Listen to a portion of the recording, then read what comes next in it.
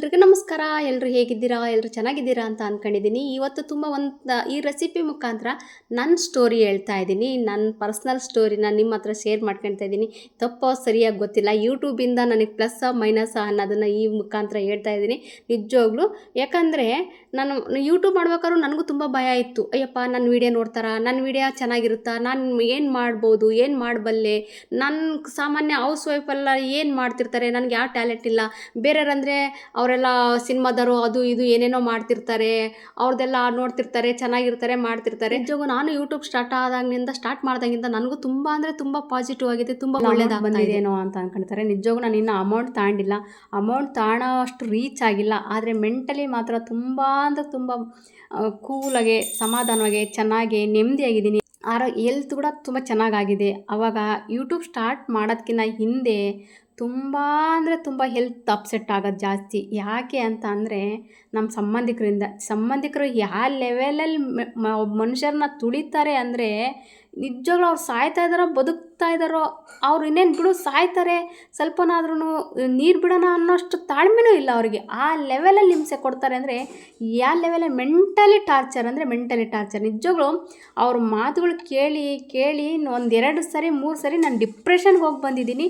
ಅಯ್ಯೋ, ಡಿಪ್ರೆಷನ್ಗೆ ಹೋಗಿದ್ದಾಳಲ್ಲ ಅಂತನಾದರೂ ಸುಮ್ಮನೆ ಇರಲ್ಲ. ಅದಕ್ಕೂ ಒಂದು ಮಾತು, ಅವ್ರು ನೋಡ್ಕೊಳೋದು ಇಲ್ಲ, ಅವ್ರು ಸಾಕೋದು ಇಲ್ಲ, ಅವ್ರು ಮಾಡೋದು ಇಲ್ಲ, ಬರೇ ಮೆಂಟಲಿ ಟಾರ್ಚರ್. ಯಾವ ಲೆವೆಲಲ್ಲಿ ಮಾತಾಡ್ತಾರೆ ಅಂದರೆ ನಿಜಕ್ಕೂ ಒಂಥರ ಗಾಸಿಪ್ ಹಬ್ಬಿಸ್ತಾರೆ ಅಂದರೆ ಹೌದು, ನಾನು ಈ ಥರನ ಅನ್ಕೋಬೇಕು. ನಮಗೆ ಒಂದೊಂದು ಸರಿ ತಿರುಗಿ ನೋಡಿದ್ರೆ ಇದು ನಾನು ಮಾಡಿದ್ದೀನ, ನನಗಂತ ಇದ್ದಾರ ಅಂತ ಅನ್ಕೋಬೇಕು. ಆ ಲೆವೆಲ್ಗೆ ಅಂತ ಇರ್ತಾರೆ ನಿಜವಾಗ್ಲೂ. ನನಗೆ ಆಮೇಲೆ ಸ್ವಲ್ಪ ಆವಾಗ ತುಂಬ ಅಂದರೆ ತುಂಬ ಹಿಂಸೆ ಪಟ್ಟೆ, ತುಂಬ ನೋವು ತಿಂದೆ, ತುಂಬ ಕಷ್ಟ ಬಿದ್ದೆ. ಬೇರೆಯವ್ರ ಕಾಲು ಕೈಯೆಲ್ಲ ಹಿಡ್ದು, ಬೇರೆಯವ್ರ ಮನೆಗೆ ಹೋಗಿ, ಬೇರೆಯವ್ರ ತೆಗಿದ್ದು ನಾನು ಆರಾಮಾಗಿ ಬಂದಿದ್ದೀನಿ. 2 ತಿಂಗಳು 3 ತಿಂಗಳು ಸಣ್ಣ ಹುಡುಗರನ್ನು ಬಿಟ್ಟು, ಗಂಡನ ಬಿಟ್ಟು, ಮಕ್ಕಳು ಅಂತಾಗೆ, ಗಂಡ ಒಂತಾಗೆ, ನಾನು ಒಂತಾಗೆ ಇದ್ದು ಹಾಸ್ಪಿಟ್ಲಿಗೆ ತೋರಿಸ್ಕೊಂಡು ಆರಾಮಾಗಿ ಬಂದಿದ್ದೀನಿ ನಾನು.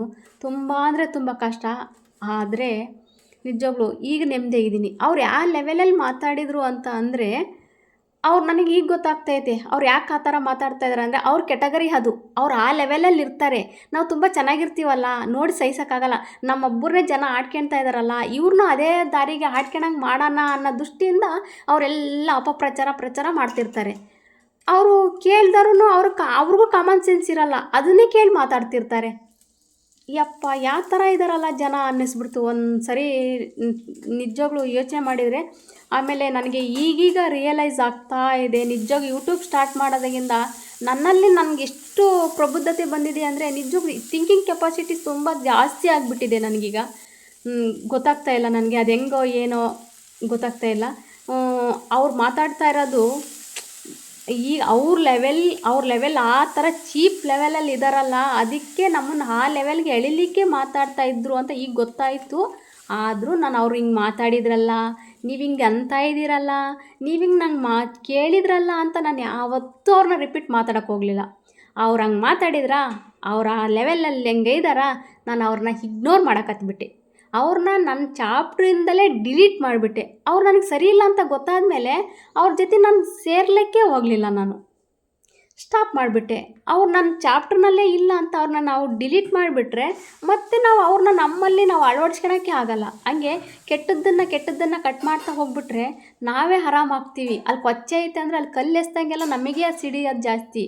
ಅವ್ರ ಜೊತೆನೇ ಬಿಡಬೇಕು, ಅವ್ರ ಸಂಘನೇ ಮಾಡೋಕ್ಕೆ ಹೋಗಬಾರ್ದು. ಹಂಗಾಗಿ ಈಗ ನಾನು ಯಾವ ಊರಿಗೂ ಹೋಗೋಕ್ಕೆ ಇಷ್ಟ ಆಗಲ್ಲ, ಯಾವ ಫಂಕ್ಷನ್ಗೆ ಅಟೆಂಡ್ ಮಾಡೋಕ್ಕೂ ನನಗಿಷ್ಟ ಆಗಲ್ಲ, ಎಲ್ಲನೂ ಹೋಗ್ಲಿಕ್ಕೂ ನನಗಿಷ್ಟ ಆಗಲ್ಲ. ನಾನು ಆರಾಮಾಗಿ ಇಲ್ಲೇ ಮನೆಗೆ ಕೂತ್ಕೊಂಡು ಸುಮ್ಮನೆ ಯೂಟ್ಯೂಬ್ ಮಾಡ್ಕೊಂಡು ಆರಾಮಾಗಿ ನೆಮ್ಮದಿಯಾಗಿ ಎಡಿಟ್ ಮಾಡ್ಕೊಳ್ಳೋಣ, ಇನ್ನೂ ಸ್ವಲ್ಪ ಹೊಸದು ಕಲಿಯೋಣ, ಇನ್ನೊಂದು ಸ್ವಲ್ಪ ಹೊಸ ತಿಳ್ಕೊಳ್ಳೋಣ, ಇನ್ನೂ ಒಂದು ಸ್ವಲ್ಪ ಚೆನ್ನಾಗಿ ಮಾಡೋಣ, ಇನ್ನೂ ಎಷ್ಟು ಚೆನ್ನಾಗಿ ಮಾಡಿ ಇನ್ನೂ ಸ್ವಲ್ಪ ಚೆನ್ನಾಗಿ ಮಾಡೋಣ, ಇನ್ನೂ ಸ್ವಲ್ಪ ಚೆನ್ನಾಗಿ ಮಾಡೋಣ, ಇನ್ನೂ ಸ್ವಲ್ಪ ಚೆನ್ನಾಗಿ ಆಗೋಣ ಅನ್ನೋದ್ರ ಬಗ್ಗೆನೇ ಥಿಂಕ್ ಮಾಡ್ತಾ ಇರ್ತೀನಿ. ನನಗೆ ಅವ್ರು ಹಂಗಂದ್ರು, ಇವ್ರು ಹಿಂಗಂದ್ರು, ಇವ್ರು ಮಾತಾಡ್ತಾ ಇದ್ದಾರೆ, ಅವ್ರು ಮಾತಾಡ್ತಾ ಇದ್ದಾರೆ ಅಂಬೋದ್ರ ಬಗ್ಗೆ ನನಗೆ ಗಮನನೇ ಇಲ್ದಂಗೆ ಆಗಿಬಿಟ್ಟಿದೆ. ಈಗ ನನ್ನ ಕಣ್ಣಿಗೆ ಇವತ್ತು ಯಾರೂ ಕಾಣ್ತಾ ಇಲ್ಲ. ನನಗೆ ನಾನಾಯಿತು, ನನ್ನ ಗಂಡ ಆಯಿತು, ನನ್ನ ಮಕ್ಕಳಾಯ್ತು, ಇಷ್ಟು ಬಿಟ್ಟು ಇನ್ಯಾರೂ ನನಗೆ ಕಾಣ್ತಾನಿಲ್ಲ.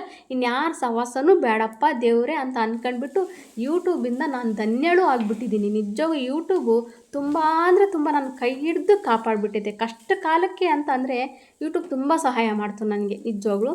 ಅದಕ್ಕೆ ಸುಮ್ಮನೆ ಕೂತ್ಕೊಂಡು ಹೆಣ್ಮಕ್ಳಿಗೆ ನಿಜವಾಗ್ ಸಮಸ್ಯೆಗಳು ಜಾಸ್ತಿ ಆಗ್ತವೆ. ಯಾಕೆಂದರೆ ನಾವು ಸುಮ್ಮನೆ ಕೂತ್ಕೊಂಡಿರ್ತೀವಲ್ಲ, ಆವಾಗ ನಮ್ಗೆ ತುಂಬ ಸಮಸ್ಯೆಗಳು ಜಾಸ್ತಿ. ನಾವು ಯಾವುದ್ರಾಗಾದ್ರೂ ಬ್ಯುಸಿ ಆಗಬೇಕು, ಯಾವುದ್ರಾಗಾದ್ರೂ ಒಂದಕ್ಕೆ ಅಡಿಕ್ಟ್ ಆಗಿಬಿಡ್ಬೇಕು. ಆವಾಗ ನಮ್ಮಲ್ಲಿ ಯಾವುದೇ ಬೇರೆ ಸಮಸ್ಯೆಗಳು ಬರೋದೇ ಇಲ್ಲ, ಬೇರೆಯವ್ರ ಮಾತು ನಮ್ಮ ಕಿವಿಗೆ ಬೀಳೋದು ಇಲ್ಲ. ನಾವು ಸ್ವಲ್ಪ ಜನಗಳು ಟಚ್ಚಲ್ಲಿಂದ ದೂರ ಇರಬೇಕು. ಸುಮ್ಮನೆ ಫೋನ್ ಕಾಲು ಫ್ರೀ ಇದ್ದಾವೆ ಅಂತ ಸುಮ್ಮನೆ ಎಲ್ಲರ ತಗೋ ಮಾತಾಡ್ಕೊಂಡು ಗಾಸಿಪ್ಗಳು ಮಾಡ್ಕೊಂಡು ಕೂತ್ಕೊಳ್ಳೋದಕ್ಕಂತೂ ನನಗೆ ಇಷ್ಟನೇ ಆಗಲ್ಲ. ನಮ್ಗೆ ಯಾವ್ದಾನ ಫಂಕ್ಷನ್ಗೆ ಹೋಗಿ ಎಲ್ಲ ಜನಗಳು ಸುಮ್ಮನೆ ಕೂತ್ಕೊಂಡು ಇವ್ರದ್ದು ಮಾತಾಡ್ತಿರ್ತಾರೆ. ನಾನು ಅಂಥರ್ಥ ಕೂತ್ಕೊಳಕ್ಕೆ ಹೋಗಲ್ಲ, ನನಗಂಥದ್ದು ಇಷ್ಟನೇ ಆಗಲ್ಲ. ನಮಗೂ ಮಕ್ಕಳಿದ್ದಾವೆ, ನಾವೊಬ್ಬರ ಬಗ್ಗೆ ಮಾತಾಡಿದರೆ ನಾಳೆ ನಮ್ಮ ಬಗ್ಗೆನೂ ಮಾತಾಡೋರು ಇರ್ತಾರೆ.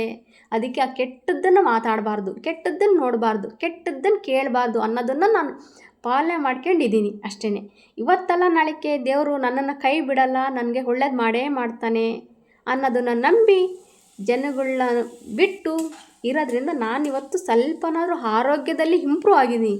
ಆರೋಗ್ಯ ಎಂಬುದು ಎಷ್ಟು ಕೆಳಗೆ ಹೋಗ್ಬಿಟ್ಟು ಎಷ್ಟು ಹಾಳಾಗಿಬಿಟ್ಟಿದ್ದೆ ಅಂದರೆ ನನಗೆ ನಿಜವಾಗೂ ಬದುಕ್ತೀನೋ ಇಲ್ಲೋ ಅನ್ನೋಂಗೆ ಆಗ್ಬಿಟ್ಟಿತ್ತು. ನನಗೆ ಇತ್ತಾಗ ಸಾಯ್ಲಿಕ್ಕೂ ಆಗ್ತಾಯಿಲ್ಲ, ಮಕ್ಕಳಿದ್ದಾರೆ, ಇತ್ತಾಗ ನಂಗೆ ಬದುಕಲಿಕ್ಕೂ ಆಗ್ತಾಯಿಲ್ಲ. ಏನು ಮಾಡ್ಬೇಕು ನನ್ನ ಜೀವನ, ಹೆಂಗೆ ನನ್ನ ಜೀವನ ಅನ್ನೋದೊಂದು ನಿಜವಾಗ್ಲೂ ಎಷ್ಟು ಕಷ್ಟ ಅಂದರೆ ಅಷ್ಟು ಕಷ್ಟ ಅನುಭವಿಸ್ಬಿಟ್ಟೆ ನಾನು. ಈಗ ನನಗೆ ಒಂಥರ ಅವ್ರನ್ನೆಲ್ಲ ನನ್ನ ಚಾಪ್ಟ್ರಿಂದ ಡಿಲೀಟ್ ಮಾಡಿದಾಗಿಂದ ನನಗೆ ಒಂಥರ ಕಾನ್ಫಿಡೆನ್ಸ್ ಜಾಸ್ತಿ ಆಗಿಬಿಟ್ಟಿದೆ, ನನಗೆ ಒಂಥರ ಧೈರ್ಯ ಜಾಸ್ತಿ ಆಗಿಬಿಟ್ಟಿದೆ. ಇವತ್ತು ಯಾರನ್ನ ಏನಾನ ಕೇಳಿದರೆ ಅವ್ರ ಎದುರಿಗೆ ನಿಂತು ಮಾತಾಡೋ ಶಕ್ತಿ ಬಂದಿದೆ. ಆದರೂ ನಾನು ಮಾತಾಡಲ್ಲ. ನನಗೆ ಬೇರೆಯವ್ರಿಗೆ ಅವ್ರು ಅಂದು ನಾನು ಅನ್ನಿಸ್ಕೊಂಡು ಪೆಟ್ಟು ಬಿದ್ದಿರೋದ್ರಿಂದ ನನಗೆ ಯಾರಿಗಾನ ಅನ್ಬೇಕು ಅಂದರೆ ನನಗೆ ಒಂಥರ ಹಿಂಸೆ ಆಗ್ತಿರ್ತೈತೆ. ಯಾಕಂದರೆ ಅಂದರೆ ಎಷ್ಟು ನೋವಾಗುತ್ತಲ್ಲ ಅಂತ ಗೊತ್ತು ನನಗೆ. ನಾವು ಅನ್ನಿಸ್ಕೊಂಡು ನೋವು ತಿಂದಿರೋದ್ರಿಂದ ನನಗೆ ಅಂದರೆ ನೋವಾಗುತ್ತಲ್ಲ ಅನ್ನೋ ಇದರಿಂದ ನಾನ್ಯಾಕೆ ಅವ್ರಿಗೆ ಅನ್ಲಿ, ದೇವ್ರು ಇದ್ದಾನೆ, ಅವ್ರನ್ನ ನೋಡ್ಕೊಳ್ತಾನೆ, ಅವ್ರಿಗೆ ಪಾಠ ಕಳಿಸ್ತಾನೆ ಅಂತ ನಾನು ದೇವ್ರ ಮೇಲೆ ಬರಕ್ಕೆ ಬಿಟ್ಬಿಟ್ಟಿರ್ತೀನಿ ಅಷ್ಟೇ. ಹಂಗಾಗಿ ನಿಜವಾಗ್ಲೂ ಯೂಟ್ಯೂಬ್ ನನಗೆ ತುಂಬ ಅಂದರೆ ತುಂಬ ಹೆಲ್ಪ್ ಆಗಿದೆ. ಇಂಥದ್ದು ಒಂದು ವೀಡಿಯೋ ಮಾಡ್ತೀನಿ ಅಂತ ನಿಜವಾಗ್ಲೂ ನಾನು ಕನಸಲ್ಲೂ ಅಂದ್ಕೊಂಡಿರಲಿಲ್ಲ. ಆದರೂ ಯಾಕೋ ತುಂಬ ಹಿಂಸೆ ಅನ್ನಿಸ್ತು, ತುಂಬ ಬೇಜಾರು ಅನ್ನಿಸ್ತು.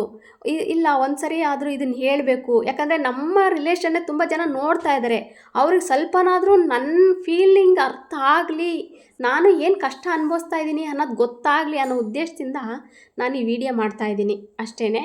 ಇದರಿಂದ ಯಾರಿಗಾದ್ರೂ ಹರ್ಟ್ ಆಗಿದ್ದರೆ ಬೇರೆಯವರಿಗೆ, ನಮ್ಮ ಸಂಬಂಧಿಕರಿಗೆ ನಾನು ಕ್ಷಮೆ ಕೇಳೋದಿಲ್ಲ. ಬೇರೆಯವ್ರು ಯಾರು ನೋಡ್ತಾ ಇರ್ತೀರಲ್ಲ, ನಿಮಗೇನಾದರೂ ಬೇಜಾರಾಯಿತು, ನಿಮಗೇನಾದರೂ ಹರ್ಟ್ ಆಯಿತು ಅಂತ ಅಂದರೆ ನಿಜವಾಗ್ಲೂ ಕ್ಷಮಿಸಿ, ಸಾರಿ ಕೇಳ್ತಾ ಇದ್ದೀನಿ. ಏನಂದರೆ ಏನಾದರೂ ಯಾರು ಅಂತ ಇದ್ದಾರೆ ಅಂತಂದರೆ ಅದರಿಂದ ಯಾಕೆ ಬಚಾವ್ ಆಗಬೇಕು, ಹೇಗೆ ಬಚಾವ್ ಆಗಬಹುದು ಅನ್ನೋದು ಬೇರೆಯವ್ರಿಗೆ ಅರ್ಥ ಆಗುತ್ತೆ ಅನ್ನೋದ್ರಿಂದ ನಾನು ಈ ವಿಡಿಯೋ ಮಾಡ್ತಾಯಿದ್ದೀನಿ. ಯಾಕಂದರೆ ಅಂತ ಇರೋರು ಅಂತಲೇ ಇರ್ತಾರೆ. ಅವ್ರನ್ನ ನಾವು ಡ್ರಾಪ್ ಮಾಡಿದ್ವಿ ಅಂತ ಇದ್ದರೆ ಮಾತ್ರ ನಾವು ಬಚಾವಾಗೋದು. ನಾವು ಕೇಳ್ತಾನೇ ಇದ್ದರೆ ನಾವು ಕೇಳ್ತಾನೇ ಇರಬೇಕಾಗುತ್ತೆ. ನಾವು ಯಾವಾಗ ಅವರಿಗೆ ಆನ್ಸರ್ ಮಾಡ್ತಾನೆ ಇದ್ರೆ ಆನ್ಸರ್ ಮಾಡ್ತಾನೇ ಇರಬೇಕಾಗುತ್ತೆ. ಅದಕ್ಕೋಸ್ಕರ ಆನ್ಸರು ಮಾಡೋಕ್ಕೆ ಹೋಗ್ಬಾರ್ದು, ಕೇಳೋಕ್ಕೂ ಹೋಗ್ಬಾರ್ದು. ಅವ್ರು ಹಂಗಂದ್ರ ಅಂತ ಅಂದರೆ ಅವ್ರನ್ನ ಅಲ್ಲೇ ಕಟ್ ಮಾಡಿಬಿಟ್ಟು ಸುಮ್ಮನಾಗ್ಬಿಡ್ಬೇಕು. ಒಂದೊಂದು ಟೈಮ್ ಕಟ್ ಮಾಡಲಿಕ್ಕೆ ಆಗಲ್ಲ. ಎಷ್ಟೋ ಸರಿ ಅವ್ರ ಜೊತೆಗೇ ಇರಬೇಕಾಗುತ್ತೆ. ಒಂದೊಂದು ಸರಿ ಪರಿಸ್ಥಿತಿ ಹಂಗೆ ಬಂದುಬಿಟ್ಟು ಅವ್ರ ಜೊತೆಗೇ ಇರ್ತೀವಿ. ಆದರೂ ಒಂದಲ್ಲ ಒಂದು ಟೈಮ್ ಬಂದೇ ಬರುತ್ತೆ ನಮಗೂ ಕಟ್ ಮಾಡೋ ಅವಕಾಶ. ನಾನು ತುಂಬ ವರ್ಷ ಅವ್ರ ಜೊತೆಗೇ ಹೊಂದ್ಕೊಂಡು ಅವ್ರ ಜೊತೆಗೇ ಎತ್ಕೊಂಡು ಹೋದೆ. ಯಾಕಂದರೆ ಬಿಡೋಕ್ಕೂ ಆಗಲ್ಲ, ಕಟ್ಕೊಳಕ್ಕೂ ಆಗಲ್ಲ. ಅವ್ರ ಮನೆಗೆ ಇದ್ದೀನಿ ಅಂದಮೇಲೆ ಅವ್ರ ಜೊತೆ ಇರಲೇಬೇಕು ಅನ್ನೋಂಗಿದ್ದೆ. ಆದರೆ ನಮಗೂ ಒಂದು ಟೈಮ್ ಬರುತ್ತಲ್ಲ, ಆವಾಗ ನಾವು ಅದು ಡ್ರಾಪ್ ಮಾಡಿದ್ವಿ ಅಂತಂದರೆ ನಿಜವಾಗ್ಲೂ ಎಷ್ಟು ನೆಮ್ಮದಿಯಾಗಿರ್ತೀವಿ ಅಂದರೆ ಅಷ್ಟು ನೆಮ್ಮದಿಯಾಗಿರ್ತೀವಿ. ಅದ್ರ ಜೊತೆಗೆ ಏನಾದರೂ ಈ ಥರ ಒಂದು ಕೆಲಸಗಳು ಏನಾದರೂ ನಮಗೆ ನಾವು ಬ್ಯುಸಿ ಆಗಿದ್ದೀವಿ, ಏನಾದರೂ ಒಂದು ಕೆಲಸ ಮಾಡ್ತಾಯಿದ್ದೀವಿ ಅಂತಂದರೆ ತುಂಬ ಅಂದರೆ ತುಂಬ ಹೆಲ್ತಿ ಆಗಿರ್ತೀವಿ ನೋಡಿ ಅಷ್ಟೇ. ಇಷ್ಟೆಲ್ಲ ವಿಚಾರ ಮಾತಾಡೋ ಅಷ್ಟೊತ್ತಿಗೆ ನನ್ನ ಅಡುಗೆ ಪೂರ್ತಿ ಕಂಪ್ಲೀಟ್ ಆಯಿತು. ನಾನು ವೈಟ್ ಕಲರು ಪ್ಲೈನ್ ಪಲಾವ್ ಮಾಡಿದೆ, ಮತ್ತು ಬೆಂಡೆಕಾಯಿ ಪಲ್ಯ ಮಾಡಿದೆ, ಮತ್ತು ಆಲೂಗೆಡ್ಡೆ ಫ್ರೈ ಮಾಡಿದ್ದೀನಿ. ತುಂಬ ಚೆನ್ನಾಗಿರ್ತವೆ ಆಲೂಗೆಡ್ಡೆ ಫ್ರೈ. ಮಾತ್ರ ಈ ಥರ ಒಂಥರ ಫಿಂಗರ್ ಚಿಪ್ಸ್ ಇರ್ತಾವಲ್ಲ ಆ ಥರ ಟೇಸ್ಟ್ ಬರುತ್ತೆ, ತುಂಬ ಚೆನ್ನಾಗಿರುತ್ತೆ. ಮತ್ತು ಪಲಾವ್ ಕೂಡ ತುಂಬ ಮೈಲ್ಡಾಗಿ, ಜಾಸ್ತಿ ಒಂಥರ ಮಸಾಲೆ ಎಲ್ಲ ಏನು ರುಬ್ಬಿ ಹಾಕ್ದಂಗೆ ಒಂಥರ ಚೆನ್ನಾಗಿರುತ್ತೆ. ಸ್ಪೈಸಸ್ ಥರ ಹಾಕಿ ತುಂಬ ಚೆನ್ನಾಗಿರುತ್ತೆ, ಜಾಸ್ತಿ ಖಾರ ಇರಲ್ಲ, ಏನಿರಲ್ಲ. ಆ ಥರ ಒಂಥರ ಪ್ಲೈನ್ ಪಲಾವ್ ಥರ ಇರುತ್ತೆ. ಅದಕ್ಕೆ ಯಾವುದನ್ನ ಸೇರ್ವಾಗಿರುವ ಮಾಡ್ಕೊಂಡು ಥರ ತಿಂತಾಯಿದ್ರೆ ಚೆನ್ನಾಗಿರುತ್ತೆ. ನಾವು ನಿಜವಾಗ್ಲೂ ಯಾವುದು ಕೆಟ್ಟದ್ದನ್ನು ಯಾವ ಥರ ಡ್ರಾಪ್ ಮಾಡ್ತೀವಿ ಹಂಗೆ ನಾವು ನಮ್ಮ ಮೆಂಟಲಿ ಕೂಡ ಈ ಥರ ಚೆನ್ನಾಗಿರ್ಬೇಕಂದ್ರೆ ಈ ಥರ ಒಳ್ಳೊಳ್ಳೆ ಫುಡ್ಡು ಕೂಡ ನಾವು ತಿಂತಾ ಇರಬೇಕು. ಊಟದಲ್ಲಿ ತರಕಾರಿನೂ ಸ್ವಲ್ಪ ಜಾಸ್ತಿ ಅವಾಗವಾಗ ತಿಂತಾಯಿದ್ರೆ ಹೆಲ್ತ್ ಕೂಡ ತುಂಬ ಚೆನ್ನಾಗಿರುತ್ತೆ. ನಾನು ಡೈಲಿ ರೊಟೀನಲ್ಲಿ ಸ್ವಲ್ಪ ಈ ಥರ ಎಲ್ಲ ಜಾಸ್ತಿ ಅಳವಡಿಸ್ಕೊಂಡಿರೋದ್ರಿಂದ ಹೆಲ್ತ್ ಕೂಡ ಸ್ವಲ್ಪ ಚೆನ್ನಾಗಿ ಆಗ್ತಾಯಿದೆ. ಮತ್ತು ವೆಜಿಟೇಬಲ್ಸು, ಹಸಿ ತರಕಾರಿ, ನಮ್ಮ ಮನೆಯವ್ರಿಗಂತೂ ಈ ಥರ ಖಾನಾವಳಿ ಥರ ಊಟ ಮಾಡಿದರೆ ತುಂಬ ಇಷ್ಟ. ಅವ್ರಿಗೆ ದಿನಾ ಈ ಥರ ಮಾಡಿಕೊಡು, ದಿನಾ ತಿನ್ಲಿಕ್ಕೆ ರೆಡಿ ಇರ್ತಾರೆ. ನನಗೆ ಸ್ವಲ್ಪ ದಿನ ಮಾಡಲಿಕ್ಕೆ ಬೇಜಾರು ವಜೆ ಆಗಿಬಿಡುತ್ತೆ ಅಂತ ಸ್ವಲ್ಪ ಯಾವಾಗಾದರೂ ಮಾಡ್ತಾಯಿರ್ತೀನಿ. ಡೈಲಿ ಏನು ಮಾಡೋದಿಲ್ಲ, ಜಾಸ್ತಿ ಮುದ್ದೆ ಅನ್ನ ಸಾರೇ ಜಾಸ್ತಿ ಮಾಡ್ತಾಯಿರ್ತೀನಿ. ಯಾವಾಗಾದರೂ ವೀಡಿಯೋ ಮಾಡಿದಾಗ ಮಾತ್ರ ಈ ಥರ ವೆರೈಟಿ ಅಡುಗೆ ಮಾಡ್ತಾಯಿರ್ತೀನಿ. ಡೈಲಿ ರೊಟ್ಟಿನಲ್ಲಿ ಈ ಥರ ಅಭ್ಯಾಸ ಮಾಡ್ಕೋಬೇಕು. ನಾನು ಇನ್ನು ಮುಂದೆ ಹೊಸ ಥರ ಇರಲಿಕ್ಕೆ ಟ್ರೈ ಮಾಡ್ತಾಯಿದ್ದೀನಿ. ಹೊಸ ಹೆಲ್ತಿ ಫುಡ್ ಥರ ನಾನು ತಯಾರು ಮಾಡಲಿಕ್ಕೆ ತಯಾರಾಗ್ತಾ ಇದ್ದೀನಿ. ನೋಡೋಣ, ಈ ವಿಡಿಯೋ ಏನಾದರೂ ನಿಮ್ಗೆ ಇಷ್ಟ ಆಯಿತು ಅಂದರೆ ಲೈಕ್ ಮಾಡಿ, ಸಬ್ಸ್ಕ್ರೈಬ್ ಮಾಡಿ. ಇನ್ನೂ ಯಾರಾದರೂ ನನ್ನ ಚಾನಲ್ಗೆ ಸಬ್ಸ್ಕ್ರೈಬ್ ಆಗಿಲ್ಲ ಅಂದರೆ ಸಬ್ಸ್ಕ್ರೈಬ್ ಮಾಡಿ. Thank you for watching.